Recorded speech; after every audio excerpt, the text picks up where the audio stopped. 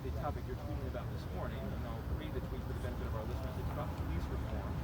And you say, quote, after the murders of George Floyd, Breonna Taylor, and Elijah McClain, Washington should take meaningful steps to guarantee the equality under the law that Americans are guaranteed in the Constitution. If you're elected U.S. Senate, what do those meaningful steps look like to you? What's your vision for that? We need reform. We need the ability. First, we should start with listening to people. Our black colleagues, our black citizens have said repeatedly for years that they are being treated differently under the law.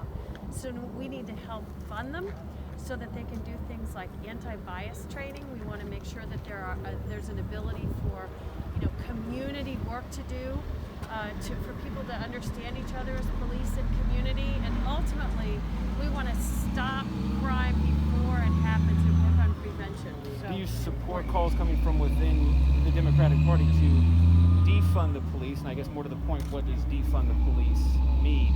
No, we will not. We need to fund the police. What we need to do is help other areas of our system that are falling through and aren't being funded. Let's start with something like Medicaid expansion to help our mental health system be stabilized. We know that a number of people end up in the criminal justice system instead of getting the very help they need from our mental health people, and we need to fund that adequately. Balance that though with calls from social justice activists and progressives that we've heard a lot, that this conversation about race and the reckoning that this country needs to have.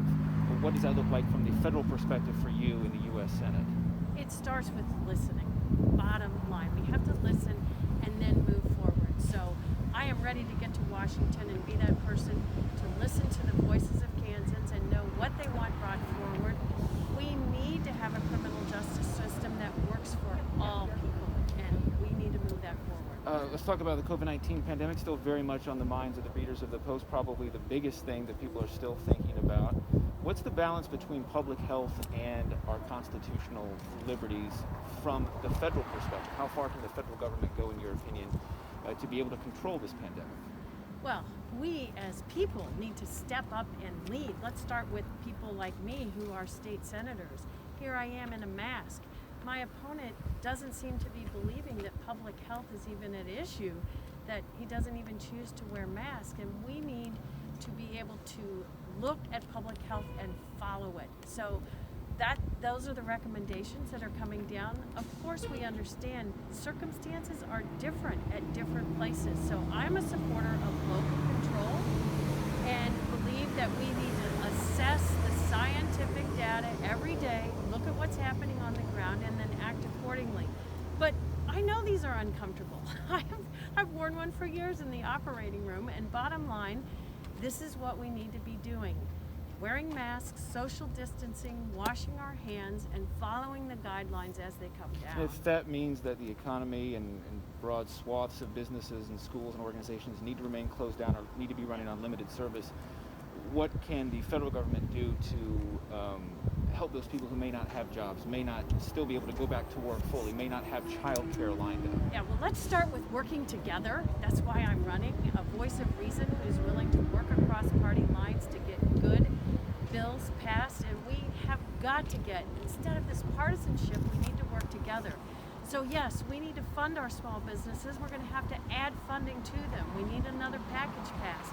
We need to fund our schools so that they can have things like PPE and the cleaning supplies that they need and the internet access for our students. And all of us need to come together. We want our businesses open. I understand how hard this is for everyone. But the way we do that is we beat the virus. Some questions from some readers. Once I said that I was going to be interviewing you. This comes from Brendan Aaron Morris from Twitter. He lives in Gardner-Edgerton. He says Gardner-Edgerton still doesn't have good internet in 2020. What is Dr. Bollier's plan, or what's she going to do to help this situation? What are you going to do for rural broadband access? Well, we obviously need rural broadband access, and even places in the middle of the city, some people can't get it. We've got to support that. I will catch people when they do good things. Donald Trump did a good thing. We've recently seen that he had a grant that came to Kansas and Oklahoma to expand broadband. While that's a good start, it's not enough, so we need to fund it fully.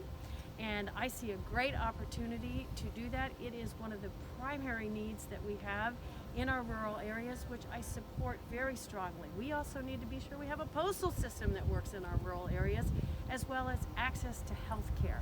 And healthcare access, schools, etc., are dependent upon internet access. So of course we need to get that going at the federal level. Another reader question from Mike Wood. He says, I'm a bit leery of those who switch parties. Of course, you became a Democrat in 2018. I'd like to know if Dr. Bollier would be voting with the Democrats on a variety of issues that the party, and especially the progressive wing of the party, deems important. I am an independent voice of reason, always have been. I have stood up to Sam Brownback. I have voted for the people, not down party lines. All of my time. I've spent 11 years doing that and will continue to follow that mantra in the United States Senate. That is exactly why I'm running. We need to listen to the people, not our partisan problems. And final question. I had to look this up, and I was a little bit surprised. You probably know this, though. The last time the Kansans elected a Johnson Countian to the U.S. Senate was 1962. James Pearson. I had to look it up. So I guess my question is what about this year, and what about you would make it different? You know, I am so thrilled to see people from all over this state supporting me. People from 105 counties, all of them have been willing to stand behind me, and that's so exciting. And the point is, I will be a voice for all Kansans. It doesn't matter to me where I live. I'm about helping all. I've spent 11 years in the legislature supporting Kansans across the state, and really look forward to bringing the voice of all Kansans to Washington.